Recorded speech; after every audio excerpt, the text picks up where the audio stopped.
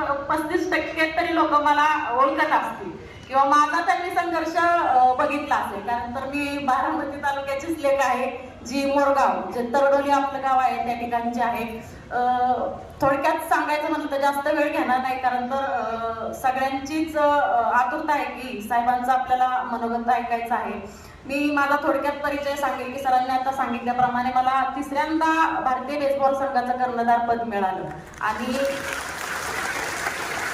आता नुकतंच मी शुक्रवारीच थायलंडवरून बँकॉक या ठिकाणी जो आपला आशियाई कप त्या ठिकाणी मॅचेस होत्या आणि त्या ठिकाणी आपल्या भारतीय संघाला इतिहासात पहिल्यांदा सिल्वर मेडल मिळालं भारतीय संघाला.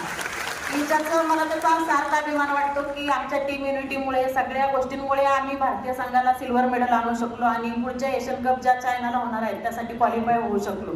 त्याच्यातला तुम्हाला एक किस्सा आवर्जून सांगेल. हा आता जो पहलगामला जो हल्ला झाला तो आदल्या दिवशी झाला आणि त्याच्या दुसऱ्या दिवशीच आमची पाकिस्तान वर्सेस इंडिया मॅच होती आणि मॅच झाल्या अनाऊन्स झाली आमची होम टीम, आम्ही होतो, विजिटर ते होते की, आणि ह्या सगळ्या गोष्टी आम्हाला कळाल्या की हल्ला